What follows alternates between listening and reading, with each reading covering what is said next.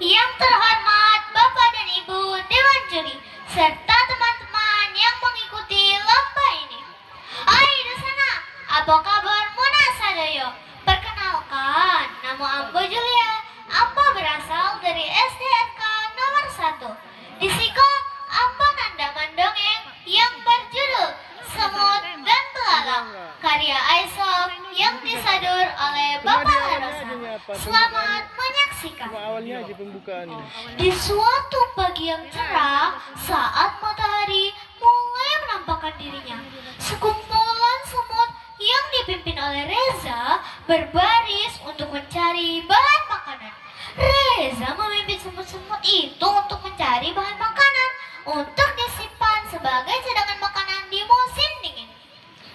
Ayo teman-teman, mari kita mengumpulkan bahan makanan karena sebentar lagi musim dingin akan tiba yang menyebabkan makanan pasti sulit untuk dicari, ujar Reza menyemangati para semut. Baik komandan, ujar para semut dengan semangatnya. Sementara para semut mengumpulkan bahan makanan, tiba-tiba Riko si belalang sembah yang tertidur sangat pulas terbangun dikarenakan suara berisik para semut pekerja yang mengumpulkan bahan makanan. Lantas Riko menghampiri mereka dan memarahinya. Hai para semut, apa yang sedang kalian lakukan? Tidak kalian lihat aku lagi tidur? Ujar Riko memarahi para semut. Mohon maaf belalang, kami mengganggu istirahatmu. Kami sedang mengumpulkan persediaan bahan makanan untuk disimpan sebagai cadangan di musim dingin. Karena saat musim dingin, makanan pasti sulit untuk dicari, ujar Reza. Hahaha, musim dingin masih lama kok kawan. Ayo ke tempatku dulu, kita bersantai-santai di sana, ujar Riko sambil berusaha merangkul Reza. Tidak, terima kasih atas tawaranmu kawan. Tetapi kami para semut tidak ada waktu untuk bermalas-malasan karena kami tahu sebentar lagi musim dingin akan tiba yang menyebabkan makanan pasti sulit untuk dicari, ujar Reza menolak dengan halus. Kamu sebaiknya juga menyiapkan bahan makananmu agar saat musim dingin kamu tidak kelaparan, sambung Reza menasihati Riko. Untuk apa? Saat musim dingin, aku juga bisa mencari makanan sendiri kok. Santai saja, ujar Riko sombong. Ya sudah, pergi sana. Aku mau istirahat, sambung Riko sambil mengerutu kepada Reza. Reza pun pergi meninggalkan Riko dengan santainya. Beberapa hari pun berlalu. Para semut terus mengumpulkan bahan makanan mereka. Sementara Riko, belalang yang pemalas, merasa terusik akibat kebisingan para semut. Lantas ia mendapat ide untuk mengganggu para kerumunan semut. Berisik sekali mereka. Bagaimana kalau aku mengganggu mereka dengan mengambil makanan yang mereka bawa secara diam-diam? Mereka pasti tidak akan tahu. Diam-diam Riko mengambil makanan yang dibawa semut pekerja. Kalau begini kan enak. Aku tidak perlu susah-susah mencari bahan makanan, ujar Riko sambil tersenyum lebar. Sesampainya di sarang, para semut terkejut kebingungan karena makanan yang telah mereka kumpulkan sebagian telah habis. Ricky, seorang semut pekerja, menelusuri tentang pencurian makanan. Ternyata setelah ditelusuri, Ricky mengetahui bahwa Riko lah pelaku pencurian makanan. Tidak terima dengan perbuatan Riko membuat Ricky sangat marah dan menghampiri Riko di tengah asyik lagi makan. Belalang pemalas, mengapa kau mengambil makanan yang telah susah payah kami kumpulkan? Ujar Ricky memarahi Riko. Ayolah kawan, aku hanya sedikit mengambil makanan kalian. Apa salahnya jika berbagi? Ujar Riko sombong. Belalang pemalas, tidakkah engkau mengetahui bahwa makanan tersebut untuk cadangan makanan kami di musim dingin? Sudah tidak mau membantu mengumpulkan bahan makanan, setidaknya jangan mengambil makanan yang bukan miliknya, ujar Ricky dengan geram. Halo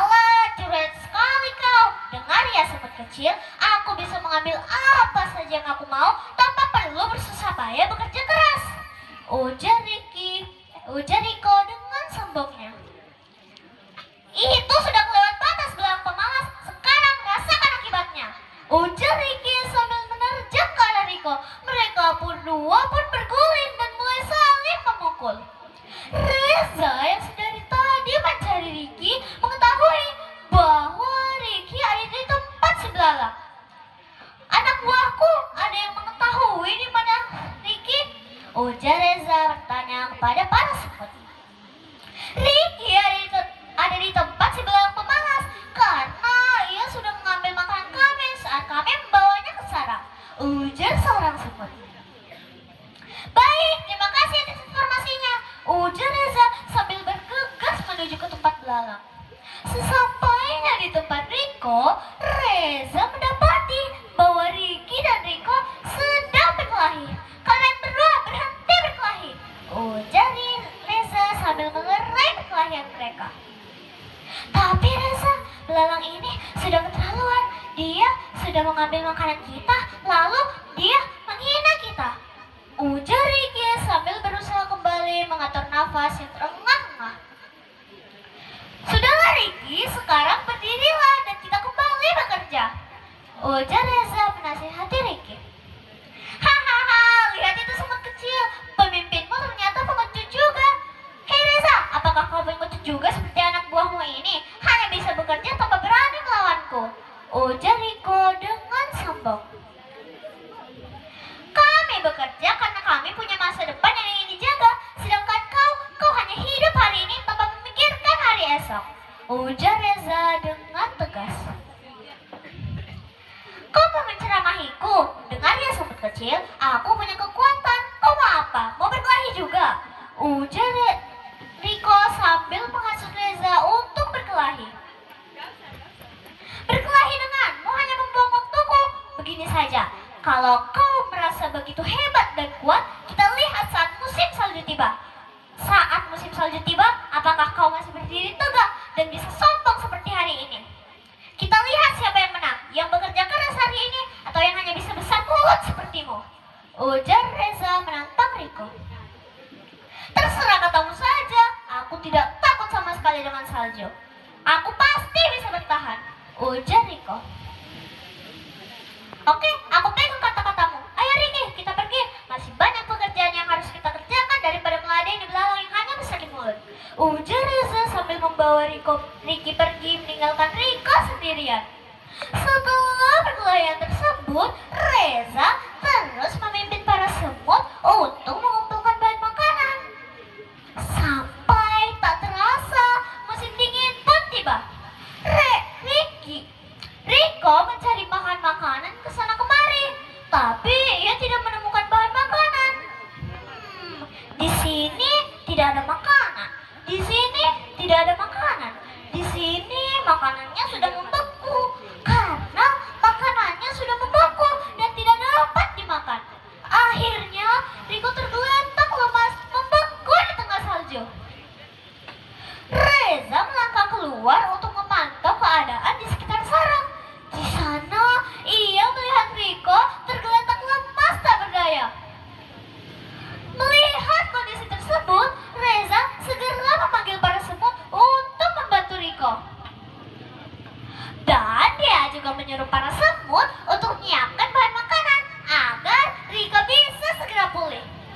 Beberapa saat kemudian, Riko tersadar. Ia merasa linglung dan mengira dirinya sudah berada di alam lain. Ampuni aku, tolong jangan makan aku, rintihnya dengan suara riring karena ketakutan. Jangan takut Riko, ini aku, Reza. Apakah kau sudah merasa lebih baik? Ucap Reza. Riko tertekun dan air matanya mulai jatuh. Mengapa aku ada di sini? Bukannya aku seharusnya sudah mati akibat kelaparanku, ujar Riko. Ya sudahlah, sekarang kau makan dulu. Ayo. Dengan penuh penyesalan, Riko bertanya, mengapa kamu tetap menolongku? Padahal aku sudah jahat kepada kalian semua, ujar Riko. Untuk apa aku membalas keburukan dengan keburukan lagi? Yang penting kamu berjanji di dalam hatimu, untuk menjadi pribadi yang baik di kemudian hari. Riko pun berjanji di dalam hatinya untuk menjadi pribadi yang baik di kemudian hari. Mereka pun melanjutkan pesta dengan hangat di dalam sarang sambil menunggu musim semi tiba. Demikianlah cerita dari saya. Terima kasih.